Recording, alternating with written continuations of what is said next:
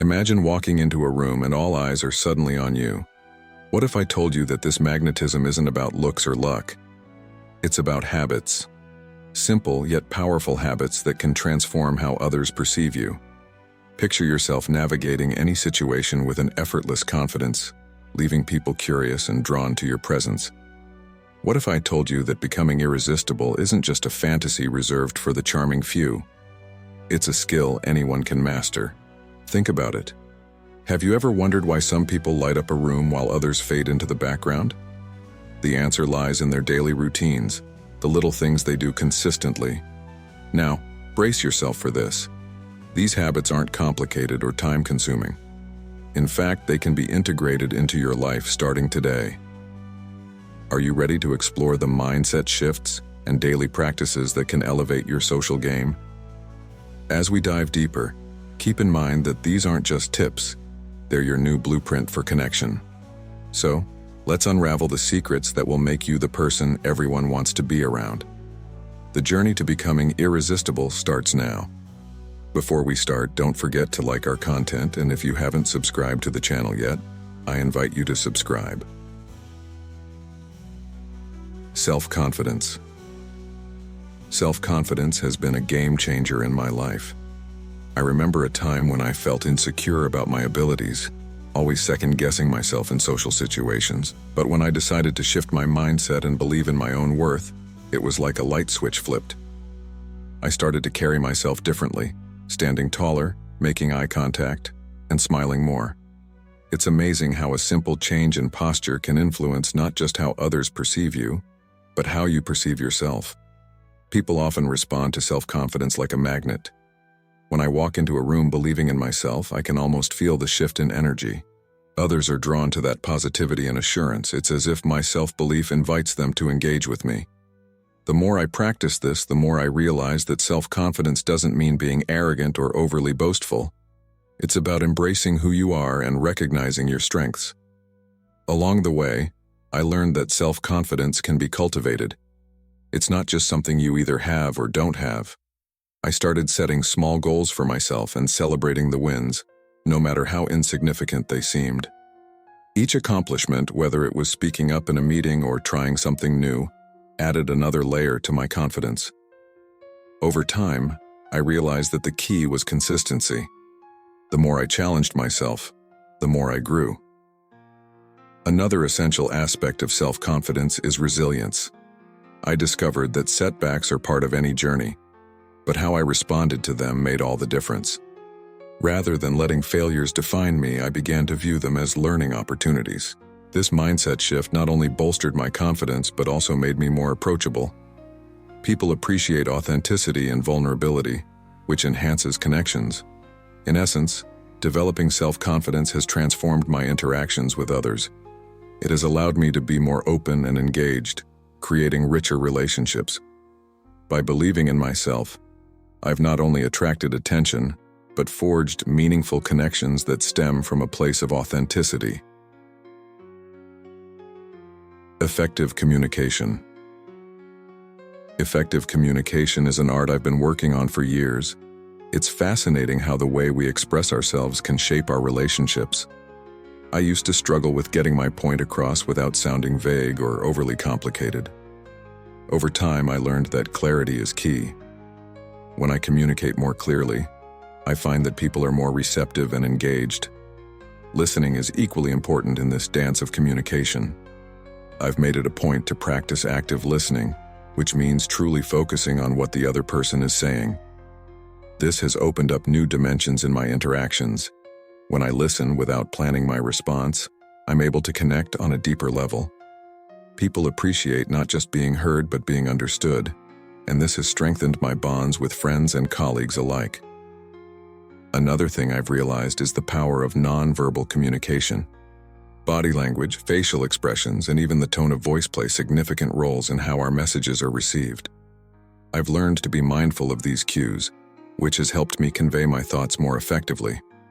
A warm smile or a nod can make someone feel valued and heard, creating a more inviting atmosphere for dialogue. I also discovered that adapting my communication style to the audience is crucial. Whether I'm talking to a close friend or a new acquaintance, tailoring my approach can make all the difference. This flexibility has allowed me to build rapport quickly, making conversations feel more natural and enjoyable. Ultimately, effective communication has empowered me to connect with people more meaningfully. It's not just about exchanging words. It's about fostering relationships that are grounded in understanding and respect. As I continue to hone this skill, I find my interactions becoming richer and more fulfilling. Emotional intelligence. Emotional intelligence is a skill I didn't fully appreciate until I began to understand its importance in my life. Recognizing and managing my own emotions has been a journey of self-discovery. I used to react impulsively to situations, often regretting my responses later. By taking the time to reflect on my feelings, I've learned to respond more thoughtfully. This not only improves my well-being, but also enhances my interactions with others. Understanding the emotions of those around me has been another vital aspect of emotional intelligence. I've started to pay closer attention to nonverbal cues, which has helped me gauge how someone might be feeling, even if they don't verbally express it. Being able to empathize with others allows me to connect on a deeper level, and it's rewarding to know that I can offer support when needed. Managing conflict has also become easier with improved emotional intelligence. Instead of letting disagreements escalate, I approach them with a calm demeanor. By focusing on the emotions involved, I can navigate tricky conversations without letting tempers flare. This has fostered healthier relationships, as people appreciate my ability to remain composed and understanding even in challenging situations. Moreover, I've realized that emotional intelligence is not just about navigating my own feelings, but also about creating a safe space for others to express theirs. I strive to be someone who is approachable and open, encouraging those around me to share their thoughts and feelings without fear of judgment. This has cultivated an environment of trust, where everyone feels valued and supported. In the end, cultivating emotional intelligence has significantly enriched my life. It has transformed not only how I perceive my emotions, but how I relate to others. By fostering deeper connections, I've built lasting relationships that are anchored in mutual understanding and respect. Appearance and personal presentation. I've come to understand that appearance and personal presentation play a significant role in how I'm perceived by others. It's not about vanity, but rather about presenting the best version of myself. I remember times when I didn't put much thought into my outfit or grooming, and how that affected my confidence. Now, I prioritize my appearance because it makes me feel good, and that energy translates into my interactions. Hygiene is a non-negotiable for me. I've learned that taking care of my personal grooming not only boosts my confidence, but also shows respect for those around me. A simple act like wearing clean clothes and maintaining good hygiene can create a positive impression. It reflects an awareness of the social environment and conveys that I value the people I interact with. Choosing the right outfit for different occasions has also been a valuable lesson. I've realized that dressing appropriately can make a significant difference. Whether it's a casual gathering or a professional meeting, understanding the dress code helps me fit in while still expressing my personality. This adaptability has enhanced my self-esteem and has made me feel more at ease in various social settings. Moreover, I've discovered that personal presentation goes beyond just clothing. It encompasses body language, posture, and even facial expressions. I've made a conscious effort to maintain an open and approachable demeanor. Simple gestures like standing tall and smiling can invite others in and create a welcoming atmosphere. Ultimately, paying attention to my appearance and personal presentation has transformed how I engage with the world. It's about feeling confident in my skin and making a positive impression on those I meet. Through this journey, I've learned that the way I present myself can significantly impact my relationships and interactions. Empathy. Empathy is one of those qualities that can truly make a difference in our interactions with others. I often find myself trying to put myself in someone else's shoes, imagining what they might be feeling in a given situation. This ability to understand and share the feelings of another person creates a deeper connection and fosters a sense of trust. When I show empathy, I can sense the relief in others as they feel seen and heard, which is a powerful experience for both parties. In conversations, I try to listen more than I speak. I focus on their words, but I also pay attention to their body language and tone. It's fascinating how much we communicate without saying a word. When I validate someone's feelings, even if I haven't experienced the same situation, it shows that I care. I often say things like, "That sounds really tough. I can only imagine how that must feel." It's a small effort, but it means a lot to those who are sharing their stories with me. Sometimes I catch myself reflecting on my own experiences to relate better to what someone else is going through. It's important to strike a balance, though. I don't want to make their moment about me. Instead, I aim to express genuine compassion and understanding.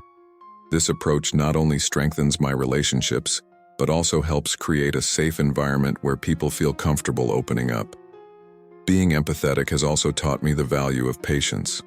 Not everyone processes their emotions the same way, and sometimes people need time to articulate their feelings.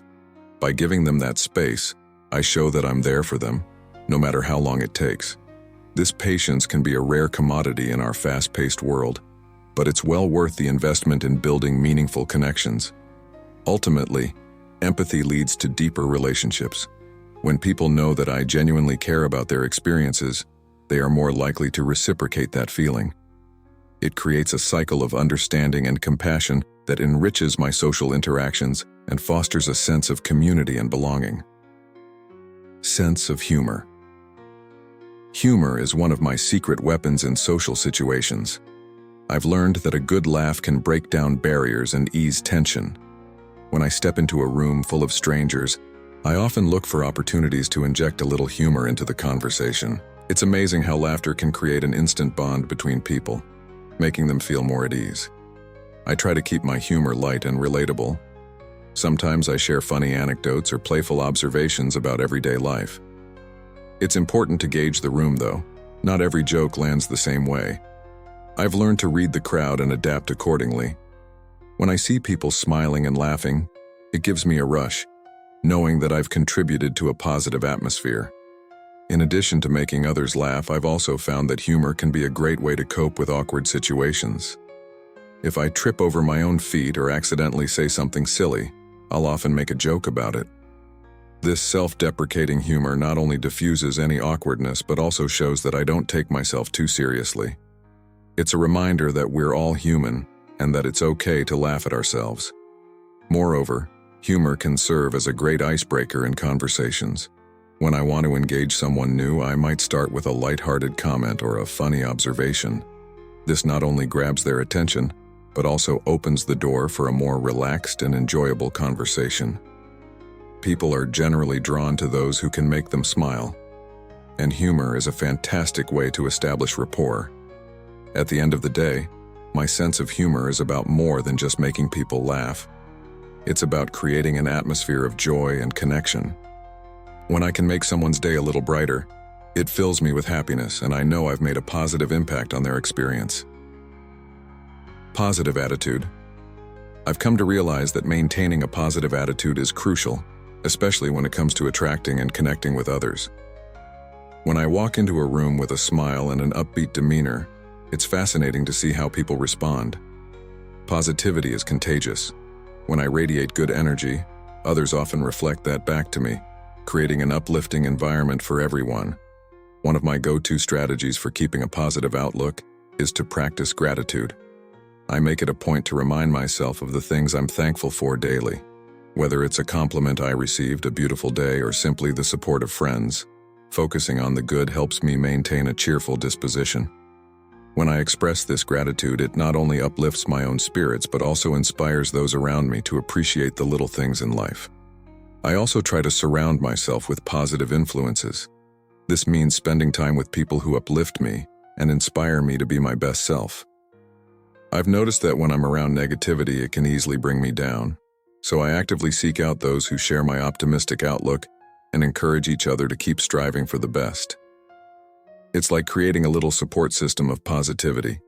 In conversations, I consciously choose my words carefully. Instead of complaining or focusing on the negatives, I aim to highlight the silver linings and solutions. This creates a constructive atmosphere where people feel motivated and inspired rather than weighed down by negativity. I've found that when I approach challenges with a positive mindset, others are more likely to join me in finding solutions rather than dwelling on problems. Ultimately, maintaining a positive attitude isn't just about putting on a happy face. It's a way of life. It shapes my interactions, influences my relationships, and most importantly, attracts people who appreciate that uplifting energy.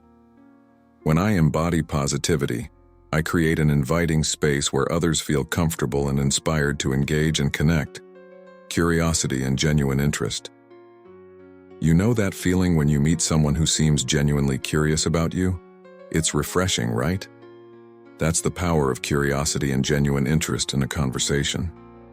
I found that when I take the time to ask questions and really listen to the answers, it opens up a whole new world of connection.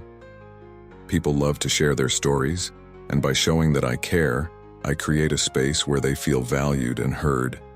It's a simple yet profound way to build rapport. When I engage someone in conversation, I try to focus on what they are passionate about, whether it's their job, hobbies, or even their favorite movies. Asking open-ended. For example, instead of just asking, "How was your weekend?" I might say, "What was the highlight of your weekend?" This slight shift encourages them to dive deeper into their experiences, which often leads to more meaningful exchanges. Sometimes, it's easy to get caught up in sharing my own stories or opinions, but I've learned that the best conversations involve a balance. I find that when I actively listen and respond thoughtfully to their answers, it creates a dynamic where both parties contribute equally. This back and forth not only enriches the conversation, but also fosters a sense of mutual respect and understanding.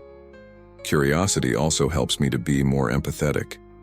When I take an interest in someone else's life, I start to see things from their perspective.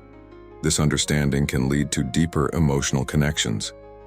For instance, if a friend is going through a tough time, showing genuine curiosity about their feelings can often provide them with the support they need, making them feel less alone in their struggles. Ultimately, it's about creating an environment where people feel comfortable sharing their thoughts and experiences. By cultivating curiosity and showing interest in others, I not only enrich my social interactions, but also expand my own horizons. Each conversation becomes an opportunity to learn something new and to connect on a deeper level. Authenticity. I've come to realize that authenticity is one of the most important traits I can embody. In a world where people often put on masks to fit in or to impress, being genuine stands out. When I present myself as I truly am, it not only makes me feel more comfortable, but it also invites others to do the same. I remember a time when I tried to fit into a certain social circle by adopting their interests and mannerisms. It felt exhausting, and I quickly learned that it's much more rewarding to be myself. Being authentic means embracing my quirks and imperfections. I've had moments where I felt embarrassed about my interests, but when I've shared them openly, I've often found that others relate to those experiences. It's almost like a breath of fresh air when someone reveals their true self, and it creates an atmosphere of trust. People appreciate honesty, and I've found that being real can lead to stronger, more meaningful relationships. When I engage with others, I try to express my thoughts and feelings honestly, even if it feels vulnerable. For example, if someone asks for my opinion on a topic, I don't hold back my true feelings.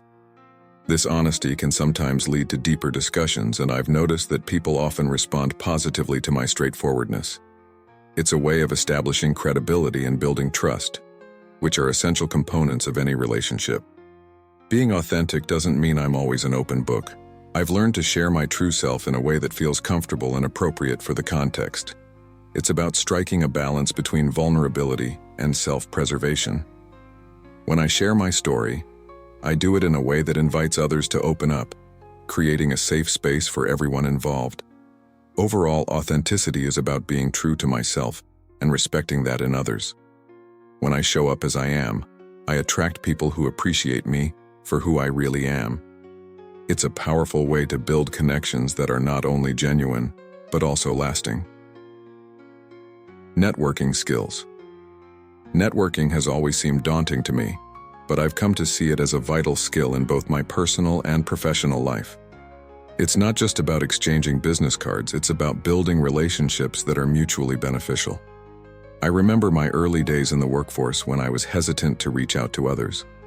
I thought networking was only for extroverts, but I've learned that anyone can cultivate these skills with the right mindset. One of the key aspects of effective networking is being intentional. I've started to approach networking with a clear purpose in mind. Whether I'm attending a conference or a casual meetup, I set goals for the connections I want to make.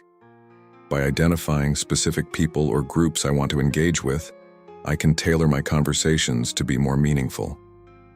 This has not only made me feel more confident, but has also led to more fruitful interactions. I also make it a point to follow up with people I meet. After an event, I'll send a quick message to express my enjoyment of our conversation and to suggest staying in touch.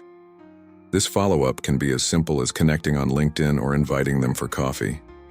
It's a small gesture, but it reinforces the connection and shows that I genuinely value the relationship. In addition to reaching out, I try to be a connector myself. When I meet someone who could benefit from knowing another person in my network, I make an introduction. This not only helps others, but also positions me as someone who is resourceful and invested in the success of those around me. I've found that being generous with my connections often leads to more opportunities for me in return. Ultimately, networking is about building a community. I've learned that it's not just about what I can gain, but also what I can offer. By being genuine, intentional, and supportive, I can create a network that enriches not only my life, but the lives of others as well. As we wrap up this journey through the 10 habits that make you irresistible in any situation, let's take a moment to reflect. Which of these habits are you already embodying? And which ones will you commit to adopting starting today? Remember, it's not about perfection, it's about progress. Every small step counts. Think about the power of presence. When you walk into a room, how do you want people to feel? You have the ability to create that energy. Imagine the connections you could forge and the opportunities that could arise. And let's not forget the importance of gratitude. How does it change your perspective when you focus on what's good in your life? It's a game changer, isn't it? Now I want to hear from you. Comment below with the habit that resonated with you the most and why. Your insights could inspire someone else on their journey. If you found value in this video, don't forget to hit that like button, subscribe, and ring the bell for more content that empowers you to embrace your best self. Remember, becoming irresistible is a journey, not a destination. So, which habit will you master first? Let's keep this conversation going.